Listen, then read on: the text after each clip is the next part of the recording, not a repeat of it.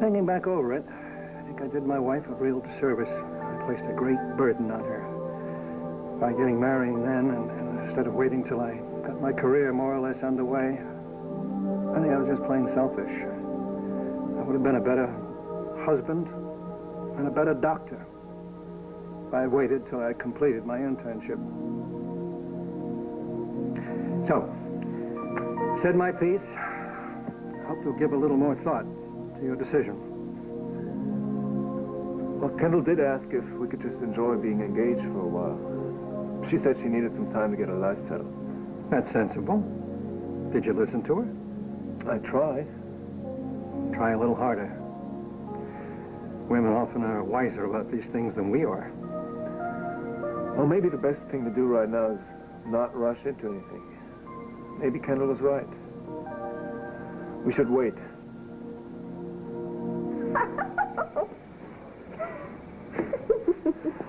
I would love to know what you find just so amusing about this. Edmund and Peggy were rude to me, inexcusably horrible, and you just sat there doing nothing. You could have stood up for me the way your sister did, but no. That's just a little too civilized for you, isn't it? I'm sorry. Right, you're sorry. I deserve better for my first meal back here at home. What'd you expect us to do, drink you a toast? I guess your sister is the only one with any manners, huh? Oh, you don't know? Maria's perfect. But then you never did anything to her.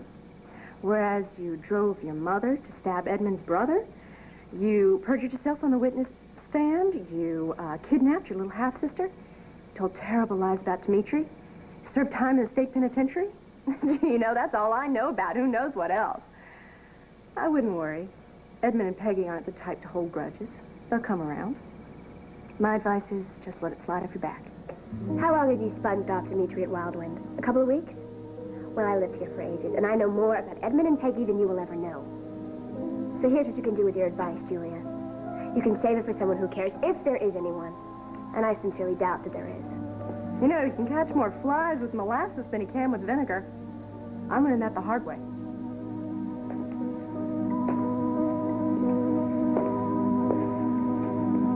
Are you for real? I think it's just better to be cautious, to give people some room, instead of being mean and pushy. I made that same mistake, and now I'm paying for it. There's your problem right there. I have no intention of paying for anything. I met Erica Kane's daughter for nothing.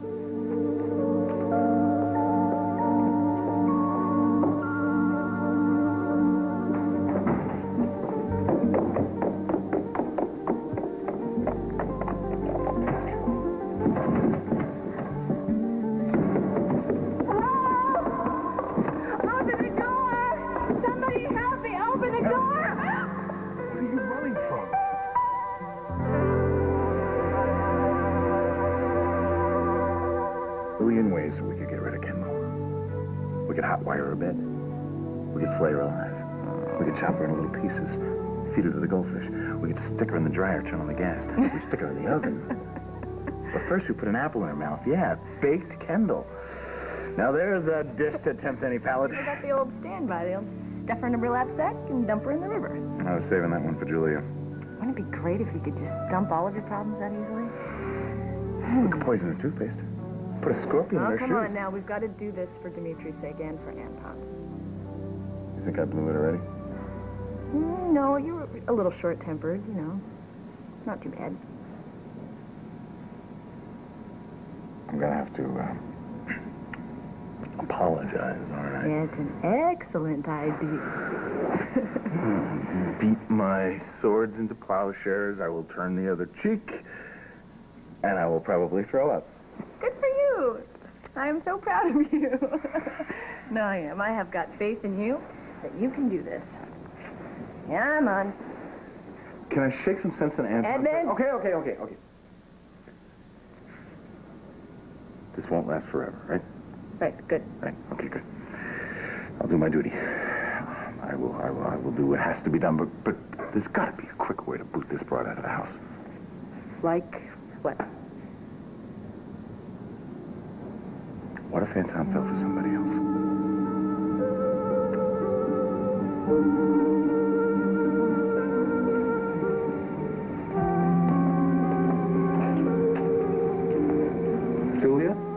that you? Oh, hi. What's wrong? Oh, why would you think anything's wrong? Just standing here all alone, staring up at the dark night sky, wondering where on earth the moon is. Well, the moon is waning. It won't rise until later. Are you upset about something? Oh, life's too short to get upset about stuff that's insignificant in the grand scheme of things. Okay, do you know where Kendall is? Odd you should ask. Anton, what do you see in her? She wasn't at the lodge, so I thought she might have come over here. Yeah, she showed up for dinner. What happened? Well, I'm not one to be a tattletale, but first she picked a fight with Edmund, who left with Maria, and then she insulted Peggy, who ended up pouring a full plate of food in her lap, and then it was my turn. Well, you poured a plate of food in her lap, too? No. I made the mistake of trying to give Kendall advice, you know, from my own experience. It's a total waste. She told me what I could do with it, and it wasn't pretty. I'm sorry. All I said was, you know, that she should try to give the family some room and not be so pushy. I guess she just took it the wrong way and got steamed. Oh, well. Maybe you'd have better luck with her. I think it's time Kendall and I had a long talk about a couple of things.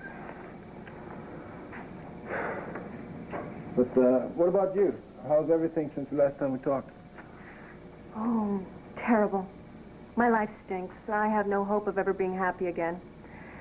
So I decided to do the noble thing, help other people.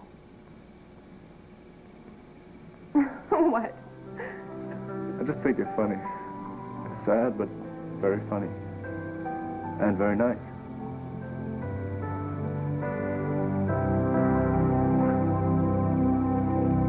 You scared me. Well, I thought you knew I was behind you. You followed me. I saw that you were upset. I thought that I You said could... what? You heard me shouting at Mr. Overwell, is that it? I couldn't help overhearing. Well, I was angry, and sometimes when I'm angry, I raise my voice. Well, I was, I don't know why I jumped up and rushed after you. I guess I wanted to make sure you were okay. Well, I'm fine. I'm just fine, thank you. You have Miss Juergens waiting upstairs for dinner. No need to stay here, you know, for my account. Yeah, well, neither of us is going anywhere until somebody opens that door for us. Hello? Somebody open the door! Please, I don't understand why they don't hear us. Erica, please, let me try. Anyone out there? Open up!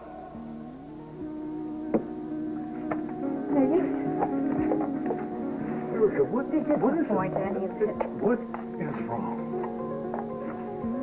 Everything. Just everything. The celebrity spokesperson deal fell through. It was a trick. And I wouldn't work for that man. I mean, I'd rather beg on the streets than work for that What man. kind of a trick? Well, I thought he wanted me to work for him because I'm bright and talented, and because I have a track record, and because I know how to represent a product. I really thought that, but no. Dirty details about my private life. That's all that lecherous jerk was after. I'm sorry. Well, I should have known better. I mean, I should have expected it. You know, a man like that isn't worth worrying about. Look, I thought that I could put my past behind me and move on. I guess this Mr. Overwell really did me a favor. He taught me a lesson. My past is out there. I can't pretend that the mistakes I made never happened, and I just have to realize that now I have this permanent baggage that I have to take with me everywhere. I just don't understand, because usually I can fight everything, and I do, and I'm brave, and I fight battles, and I win them, and I don't... My personal history, I can't do that. I can't fight it anymore, Dimitri. I can't do it anymore. It's too hard. Isn't there anything that I can do to help?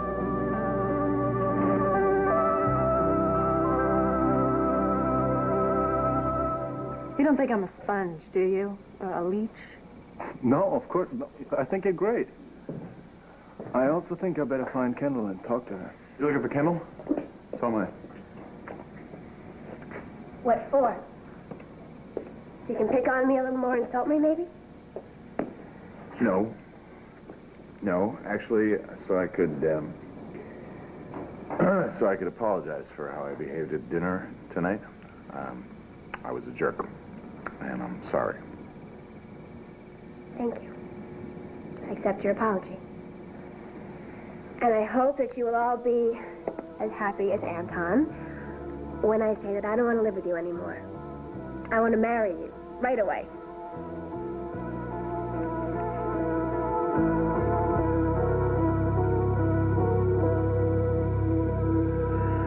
This is ridiculous. I'll tell you what, yeah, you do it. Go ahead. Pursue this divorce thing. You sabotage your legal career before it even gets started.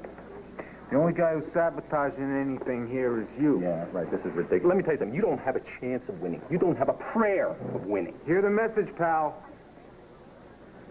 Jamal doesn't give two hoots about his DNA test. He doesn't want you.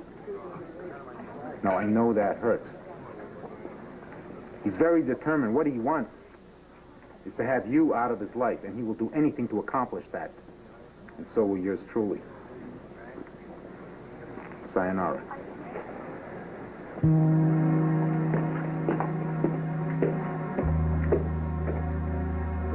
Even though you have a little boo-boo, you're still the prettiest girl in the whole wide world. You know that? It's going to be fine. We're going to make it all better. I love you very much, sweetie. You know that? Is your daddy taking good care of you? I think he is. And that makes your mommy very happy. I'm happy to know that you're a happy little girl. Hey, you want to play a game? Patty cake. I'll teach you how to play patty cake. Patty cake, patty cake. Baker's man. Bakery cake. Hey! What are you doing with my kids?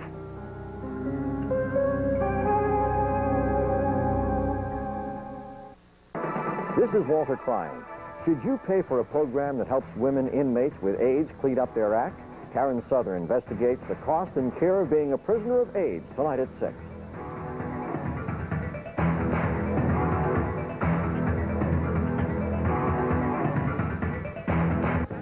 Coming up, will Todd's identity be unmasked when he stalks Rebecca at the costume ball? Stay tuned for One Life to Live. Next, here on ABC.